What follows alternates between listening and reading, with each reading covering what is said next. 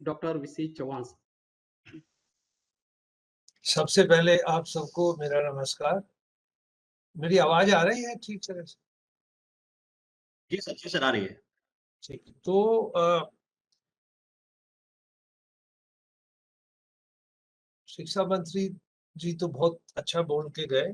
मैं थोड़ा जो कुछ बोलूँगा थोड़ा संक्षिप्त में बोलूँगा। उन्होंने मेरे बस एक ही दुःख है शुरू में कि मैं गुजराती में ये भाषण नहीं दे पाऊँगा, मगर हिंदी में बोलूँगा और मुझे ऐसे लगता है कि मैं अगर 1-2 साल आके आपकी यूनिवर्सिटी में काम करूँ एज़ अ प्रोफ़ेसर तो मैं ये भाषा भी सीखना चाहूँगा। जी, जी sir, thank you sir, thank you sir. मैं ऐसा बताऊँ ऐसा क्यों कह रहा हूँ? मेरा जी, सब मैं स्टूडेंट को भी यही कहना चाहता हूँ क्योंकि मेरे अपने जल्दी के इम्प्रेशन है। मेरा अहमदाबाद और बड़ौदा से बहुत पुराना संबंध रहा क्योंकि मैं साइंटिस्ट हूँ और सन फार्मा जो बहुत बड़ी फार्मास्यूटिकल कंपनी है, दिलीप भाई उसके ओनर हैं। तो उन्होंने अपना शुरू काम बड़ौदा से ही किया था। तब हमारे शादी हुई थी तो वो भी छोटे थे। तो हम हर बड़ौदा जाके साइंस साइंस को देखना, ये सब करना और अहमदाबाद में 2 कंपनियों के साथ में मेरी रिसर्च के साथ कोलैबोरेशन रही। तो मेरा आना-जाना गुजरात में एयरपोर्ट से कंपनी के ऑफिस में या होटल में और या दिलीप भाई के घर में, जिसमें मैं और मेरी वाइफ विभा ने काफ़ी समय बिताया उनके साथ में। तब वो इतने बड़े वो सन फार्मास्यूटिकल इतना बड़ा नहीं था। मगर अभी थोड़े दिन पहले ये प्रताप जी के कहने से उन्हीं की सहूलियत से मैं राजकोट गया। मेरी वाइफ एक किसी कॉलेज की मेरी वाइफ पढ़ाती हैं और जब मैं राजकोट गया और उसको हमको थोड़ा-सा ट्रैवल करने को मिला, जो कि हमेशा करना चाहिए। मैंने 7th पे कमीशन में काफ़ी स्टेट में टीचर से मिला, स्टूडेंट से मिला, जब हम 7th पे कमीशन को हेड कर रहे थे। तो जो मैंने अभी देखा पिछले साल, हालाँकि कोरोना वायरस वहीं था और ये था, जो मैं कुछ बहुत सारे स्टूडेंट से भी मिला, जो गुजरात में ही पढ़े, डिफरेंट कॉलेजेस में पढ़े। जो विवेक, जो डिसिप्लिन, जो मैं इससे ज़्यादा कुछ नहीं कहना चाहूँगा, ये कहना चाहूँगा कि मुझे बहुत ही खुशी हुई उनसे मिलके। मैं टीचर से भी मिला, जितनी तहज़ीब मैं एक ही शब्द यूज़ करूँगा, वो आज मैं वो ही फाइनली आपको साथ छोड़ना चाहूँगा, स्टूडेंट्स खासकर जो है, जितनी विवेक विवेक से और जितनी तहज़ीब के साथ में मैं लोगों जो लोग हमको मिले अ, उससे मैं बहुत इम्प्रेस हुआ। मैं 2-3 स्कॉलरशिप के मैंने बहुत दिनों से स्कॉलरशिप के इंटरव्यू किए हैं। These are some of the major scholarship, Rhodes scholarship, Inlaks scholarship. मैं देख रहा पिछले 10 साल से, 15 साल से, जहाँ पहले कोई भी स्टूडेंट ऊपर नहीं आ पाता था फाइनल लिस्ट में। अभी मैं देखता हूँ कि गुजरात लॉ स्कूल से, गुजरात के मैनेजमेंट इंस्टीट्यूट से और कुछ यूनिवर्सिटी से, प्राइवेट यूनिवर्सिटी से, बच्चे जो वहीं पढ़े, वहीं बड़े हुए, वहीं शिक्षा ग्रहण कर रहे हैं। अब वो बाकी देश जैसे दिल्ली है, जादवपुर था, कलकत्ता था, बम्बई था। अब वो कॉम्पिटिशन इतना ब्रॉड होता जा रहा है कि उसको देख के यही लगता है कि देश में चाहे नज़र ना आता हो, बट हायर एजुकेशन का एक्सपेंशन बहुत अच्छी तरह से हुआ, खासकर वो स्टेट्स में जहाँ पे आपकी लीडरशिप अच्छी रही। जैसे अभी मेरा कोई मुझे सौभाग्य नहीं है कि मैं आपके एजुकेशन मिनिस्टर से कभी पहले पर्सनली नहीं मिला, बट जब उनको अभी मैंने सुना और सब स्टूडेंट्स ने सुना, तो उससे एकदम से आपको पता चल जाता है क्यों कुछ मेरे लिए पूरा देश देश ही है, एक स्टेट वर्सेस दूसरी स्टेट नहीं है। बट हमारा देश भी इतना बड़ा है कि यूरोप के एक-एक देश के बराबर एक-एक स्टेट है। तो कुछ जगह बहुत जल्दी से क्योंकि स्टूडेंट का डिसिप्लिन है, लीडरशिप अच्छी है, गवर्नेंस अच्छी है, तो वो मेरे इम्प्रेशन इतने अच्छे थे कि मैं सोचता हूँ कि मैं जितनी बार भी मेरे को आप लोग बुलाएँगे या कोई भी बुलाएगा तो मैं गुजरात की हायर एजुकेशन को थोड़ा और अच्छी तरह से समझना चाहूँगा। मगर आज का दिन खुशी का दिन है। बहुत मुश्किल दौर से पूरा संसार गुजर रहा है। देश अभी सेकंड वेव से just about beginning to get out of the second wave. Very dangerous virus is still there. But उस बीच में हर ह्यूमैनिटी के लिए बहुत बहुत मुश्किलें आई हैं, सदा आई हैं। कभी वॉर्स हुई हैं, कभी स्पेनिश फ्लू आया है, कभी HIV शुरू हुआ, कभी जीका।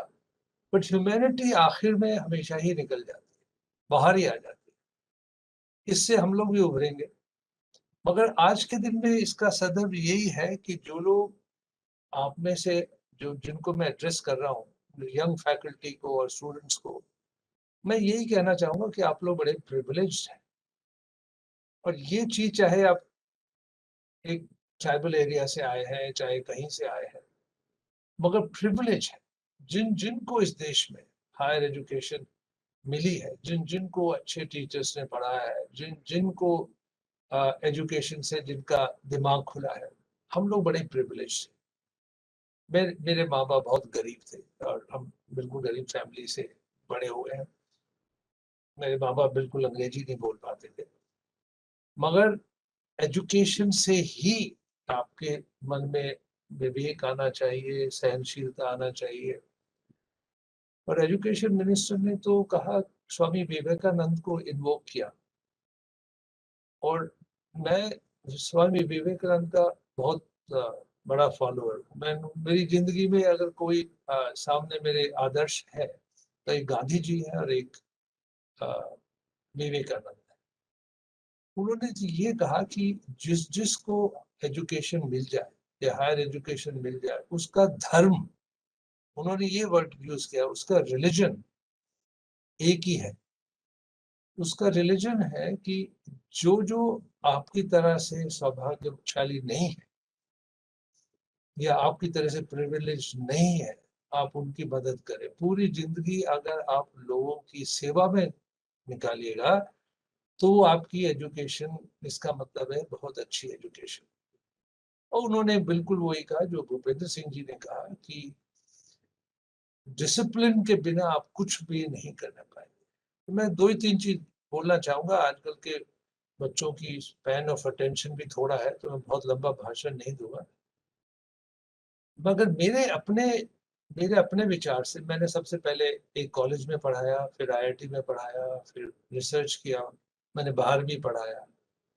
और जो मैं देखता हूँ लोग, चाहे वो स्पोर्ट्समैन हो, चाहे वो पढ़ाने में अच्छा हो, चाहे अच्छा डॉक्टर हो, चाहे अच्छे पॉलिटिशियन हो, जो करंट आप एग्जांपल देख लीजिए करंट प्राइम मिनिस्टर की, बिना हार्ड वर्क के, continuous hard work all the time अपने गोल के लिए, उसके बिना आपका कितना भी टैलेंट हो, कितने भी आप अच्छे हो, कितने भी आप ज्ञानी हो, बिना हार्ड वर्क और डिसिप्लिन के मैं सोचता आप कहीं नहीं पहुंच पाए।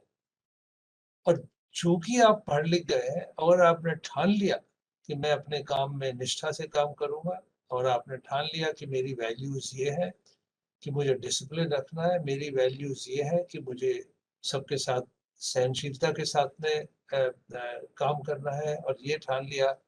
मैं संघ परिवार के कुछ लोगों से मिला पिछले 10 साल में। आप जो लोग संघ परिवार में, जो लोग सीरियस काम कर रहे हैं और जो लोग जिनको आप लोग जानते भी, हम लोग जानते भी नहीं, अगर आप उनको जब जान जाइएगा तो देखिएगा कितनी सरलता से ये लोग रहते हैं। और यही आप रामकृष्ण मिशन में जाइएगा तो मॉन्क्स को देखिएगा तो देखिएगा कितनी सरलता से रहते। किसी बहुत अच्छे साइंटिस्ट को आप देखिएगा, नोबेल प्राइज विनर्स, आप किसी को ट्रेस करके देख लीजिएगा हिस्ट्री, आप देखिएगा निष्ठा, हार्ड वर्क और सरलता, आपको ये गुण हमेशा मिल जाए। तो मैं स्टूडेंट से तो यही कहना चाहूंगा कि आपकी प्रिविलेज है तो आपकी रिस्पॉन्सिबिलिटी भी है। जो प्रिविलेज, किसी को भी किसी भी तरह की प्रिविलेज मिले, वो बिना रिस्पॉन्सिबिलिटी के लिए नहीं आनी चाहिए, ना ही आती है। तो आपकी, मेरी, हम सब की, हमारे टीचर्स की रिस्पॉन्सिबिलिटी है कि हम जिसकी जितनी भी औरों की सेवा कर पाए। अब वो कैसे करें, ये नहीं कि आप नौकरी नहीं करेंगे, ये नहीं कि आप बिजनेस नहीं करेंगे, ये नहीं कि आप अपनी फैमिली नहीं आगे ले जाएंगे, ये नहीं कि आप अपने टीचर्स का ध्यान करना छोड़ दें, वो सब ठीक, वो सब अपनी जगह, वो सब करिए, मगर आपकी हमारी एक एक्स्ट्रा रिस्पॉन्सिबिलिटी है कि अपना माथा खुला रखें, अपना दिमाग खुला रखें और जिसकी जितनी भी मदद हो सके उसको सदा करें। दूसरा पॉइंट मैं कहना चाहता हूँ अपने देश के बारे में। मेरे जैसे लोग हैं, जब मैं स्कॉलरशिप पे ऑक्सफोर्ड यूनिवर्सिटी पढ़ने गया, वहाँ मैंने पीएचडी किया, तो ये 70s की बात है, तो ऑफर्स की और अपॉर्चुनिटी की उस टाइम पूरा यूरोप हायर कर रहा था, अमेरिका, कोई मुश्किल नहीं थी। मगर मेरे दिमाग में कभी ये नहीं रहा कि मुझे किसी और देश में रहना है, और इसलिए नहीं कि बड़ी देशभक्ति या कुछ बहुत कुछ याद आ रही है या माँ बाप के लिए वापस आ रहा है। मैं वाकई ही बात सोचता हूँ, मेरे हमारे देश जैसा कोई देश नहीं। ये मेरा अपना विचार है, इसलिए मैं कभी बाहर जाके रहने का मेरे दिमाग में घुसा ही, ना ही मेरे बच्चों का कोई मन है। ये नहीं कि मुझे अमेरिका से या इंग्लैंड से या फ्रांस से मैं जाता हूँ, मैं पढ़ा के आता हूँ, वो इसलिए मैं सोचता हूँ कि यहाँ पे आप बहुत अच्छा काम कर सकते हैं और बड़ी सरलता से कर सकते हैं, वहाँ पे निष्ठा होनी चाहिए। तो हमारा देश दो चीज से बड़ा अजीब है। मैं सिर्फ 1 मिनट लूंगा। एक तरफ तो इतनी ज्यादा हम लोगों की प्रोग्रेस है। आपकी यूनिवर्सिटी में मैंने अभी देखा कागज पे 1,03,000 या 30,000 के लगभग स्टूडेंट। अगर आप 1950 1948 का हायर एजुकेशन सीन देखें तो आप पाइएगा कि पूरे देश में जब अंग्रेज हमको छोड़ के गए, अगर उस टाइम का आप देखिएगा तो पूरे देश में हायर एजुकेशन में 1,20,000 लोग थे। और अभी एक यूनिवर्सिटी, जो कि वाइस चांसलर साहब कह रहे हैं कि वो ट्राइबल एरिया में ही है, उसी में है 1,00,000 स्टूडेंट। 2-3 साल पहले मैं बिहार में एक लेक्चर देने गया था, तो गवर्नर साहब के साथ में, तो मैं बैठा, हमें पता चला कि उस साल में, एक साल में 1,00,000 लड़कियां एग्जाम देके बीए पास ग्रेजुएट हो रही थी। मैं लड़कियों को जान के बोलता हूँ कि इस देश ने जो तरक्की की है उसको आप किसी भी मापदंड से देखिएगा। और वो तरक्की में अगर आप मुझसे पूछिए, अगर मैं जब बाहर जाता हूँ तो लोग कहते हैं अरे आपका देश गरीब है, ये वो है, वो बीमारी है। मैं उनको एक ही मापदंड देता हूँ, आप किसी भी देश से कंपेयर कर लीजिए जो कि कॉलोनाइज था, चाहे ये लैटिन अमेरिका रहा हो, चाहे साउथ ईस्ट एशिया रहा हो, चाहे इंडोनेशिया, फिलीपींस, एनी कंट्री। किसी भी देश में इतनी तेजी से women education, higher education, school में हायर एजुकेशन, आप कितना भी क्रिटिसाइज कर लीजिए अपने अपने देश को, एजुकेशन सिस्टम को आप क्रिटिसाइज करने लगे तो हम पूरा दिन बिता देंगे कि ये ठीक नहीं है, वो ठीक नहीं है, ऐसा होना चाहिए, वैसा होना चाहिए। मैं कम टू, बट अब इस time higher education, as I speak with you, higher education में enrolment in higher education of women is as much as man. ये अचीवमेंट बड़ी आराम से भूली जा सकती है। तो ये अचीवमेंट किसने किया? ये सक्सेसिव गवर्नमेंट ने, करंट गवर्नमेंट ने, पिछली गवर्नमेंट ने, आप लोगों ने, हमने, सोसाइटी ने। और अगर आप, हम अपनी, सब लोग जो बैठे हुए हैं इंक्लूडिंग स्टूडेंट्स, अगर आप अपनी दादा और नाना की एज में देखिए तो कोई भी दादी नानी हार्डली किसी बहुत ही अपर क्लास में होगा जो पढ़ी होगी। मेरी दादी तो, मेरी माँ भी नहीं पढ़ी हुई थी। और जब तक हम अपनी माँ की जनरेशन में आए तो सब माओ का ये था कि बच्चों को स्कूल जरूर भेजिए, कॉलेज जरूर भेजिए। हमको मारपीट के स्कूल में पेरेंट्स मारते। और जब तक मेरी जनरेशन नहीं आए तो हमारी बहनें, हमारे, अब आज ऐसा समय है, जितने भी आप लोग बैठे और जितने भी आप लोग सुन रहे हैं, वो कोई ऐसा नहीं है जिसकी लड़की या जिसकी बहू या जो भी हो, वो कॉलेज में या स्कूल में जाने की उत्सुक ना हो। मेरे ख्याल से इससे बड़ी अचीवमेंट आप कहीं भी फ्लैग नहीं कर सकते। दूसरी अचीवमेंट ये है कि हम लोग बेहद तेजी से साइंस में, टेक्नोलॉजी में, सोशल साइंस में, एक्सपेंशन ऑफ हायर एजुकेशन। तो मुझे तो बड़ा गर्व है कि मैं इस देश में रहता हूँ। मगर एक ही साथ में छोटी सी बात कहना चाहूंगा कि ये देश का साइज इतना बड़ा है, इसमें कॉम्प्लिकेशन भी बहुत है।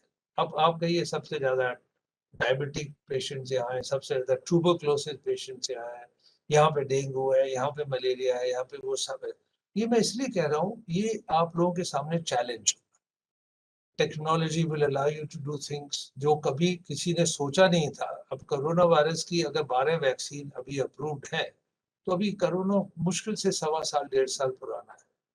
यही अगर 20-30 साल पहले कोरोना वायरस आया होता तो अभी तक वैक्सीन बाजार में आई भी नहीं होती, अभी ट्रायल ही कर रहे थे। तो आप लोगों के सामने जो टेक्नोलॉजी, जो थिंकिंग, जो फ्रीडम है, उसको आप लोग बिल्कुल ना भूलिएगा। हम लोगों से जो हो पाया हमने किया, और जितना हो पाएगा वो करेगा, बट देश का सारा दामोदर आप ही के कंधे पे है। आप ही लोगों को इसको आगे ले जाना। तो ये चैलेंज को आपको स्वीकार करना पड़ेगा। अपना ध्यान तो आप रखिएगा ही, बाकी आपको सब पूरे देश का ध्यान रखना पड़ेगा। आप ही स्तंभ है। अगर कल को न्यू एजुकेशन पॉलिसी और कोई भी, हमारे नरेंद्र भाई फुल ऑफ गुड आइडियाज हैं, वो अपना पूरा मुश्किल से 2-3-4 घंटा सोते होंगे, सब टाइम उनके दिमाग में रहता है आगे कैसे ले जाए। तो उसको निभाना हम लोग क्या निभाइए, आप ही लोग निभाइए। तो उसमें मुझे जो नैक का प्रताप ने बोला, हम प्रताप ने बहुत काम किया। प्रताप खुद ही बहुत कर्मठ, बहुत समझ सोच के आदमी है। तो हम लोगों के सामने बड़े चैलेंज आए। एक चैलेंज मैं आपके सामने फ्लैग करना चाहता हूँ, जो कि हायर एजुकेशन, आप, मैं उम्मीद रखता हूँ आप में से 10-20% लोग रिसर्च करेंगे और एजुकेशन की फील्ड में जाएंगे। अभी भी जब मैं आपसे बोल रहा हूँ, मैं एक कमेटी को चेयर कर रहा हूँ, तो जो कि बड़ी कॉम्प्लिकेटेड है, कि भैया आप रिसर्च करें तो कहाँ पे पब्लिश करें। ये इतना मुश्किल और स्कैंडलस काम होता जा रहा है। पहले यूजीसी की लिस्ट लाइए, अब यूजीसी केयर की लिस्ट लाइए। अगर आप एनआईआरएफ में जा रहे हैं तो ये करिए, अगर आप नैक में जा रहे हैं तो यहाँ पब्लिश करिए। और मैं बिल्कुल क्लियर हूँ अपने दिमाग में कि जब तक ये रिस्पॉन्सिबिलिटी यंग फैकल्टी और यंग स्टूडेंट्स खुद ही नहीं ओन करेंगे, तब तक ये प्रेडेटरी जर्नल चलेगा, तब तक ये फेक जर्नल चलेगा, तब तक ये गलत रिसर्च गलत जगह में पब्लिश।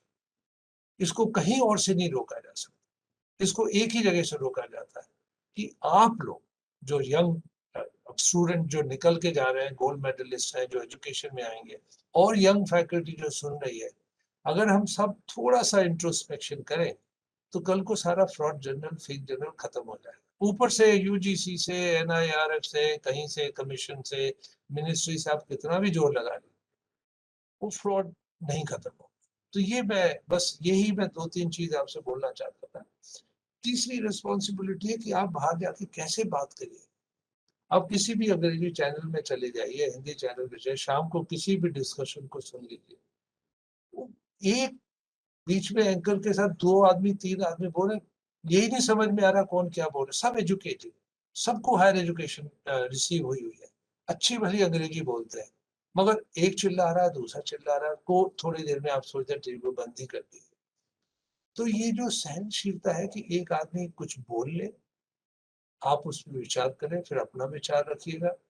मैं सोचता हूँ हायर एजुकेशन का सबसे बड़ा मुद्दा ही यही है कि आप में इतनी शक्ति होनी चाहिए, सहनशीलता होनी चाहिए, विवेक होना चाहिए, अंडरस्टैंडिंग होना चाहिए कि दूसरे की बात सुन के आप अपनी बात रखें। एक दूसरे पे एकदम से चिल्लाने का, वो अगर आपके पास लैंग्वेज की फैसिलिटी है और आप किसी और को बोलने ही ना दें, तो मैं सोचता हूँ कि हायर एजुकेशन का कोई फायदा नहीं। और ये मैं जब गुजरात में गया अभी थोड़े दिन पहले, जब मैंने बच्चों से बात की, किसी से बात की, मैं बहुत, आई वॉज हैप्पीली सरप्राइज कि सब लोग अपनी विविधता से एक दूसरे से बात कर सकते थे। ये आप जब जाइए अपनी जिंदगी में, बाहर जाइए, you will step out in a very complicated world. आपको अभी डिग्री मिली है, so we must congratulate all you, we must congratulate all your teachers who taught you and who taught you well. I hope you have imbibed enough moral ethical values। उसके लिए ज्यादा मुझे भाषण देने की जरूरत नहीं है। आपकी मॉरल वैल्यूज आपके सामने हैं, आपने उसको पढ़ा है, आपने उसको सीखा है। आप बाहर जाइए, ये दुनिया देखने में कॉम्प्लिकेटेड लगती है, पर दुनिया बड़ी अच्छी है। आप इसको एम्ब्रेस करिए, दुनिया आपको एम्ब्रेस करेगी। आप इसको प्यार दीजिए, आपको प्यार वापस मिलेगा, आपको कभी भी डिसअपॉइंट, मैं आज तक मुझे किसी से शिकायत नहीं है। आप लोगों का सम्मान करिए, लोग आपका सम्मान करें। बस यही मैं 5-7 चीज बोलना चाहता था।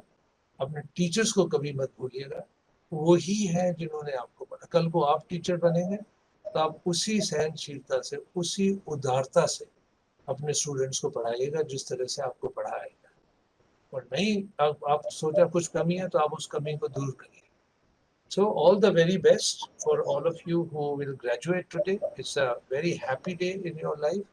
Your parents, your teachers, all of us are very happy. Unfortunately, हम लोग फिजिकली नहीं मिलने पा रहे हैं, बट भगवान ने किया तो आने वाले समय में फिजिकली भी मिलेंगे। इसके साथ मैं अपना छोटा भाषण बंद करना चाहूँगा। आप सबको बड़ी बड़ी शुभकामनाएं। और जो लोग जुड़े हुए थे, एसी के मेंबर, संघ परिवार के दोस्त लोग, आप सबको बड़ा बड़ा धन्यवाद कि आपने मुझे बुलाया। And Pratap, more than ji anyone, thank you very much for inviting.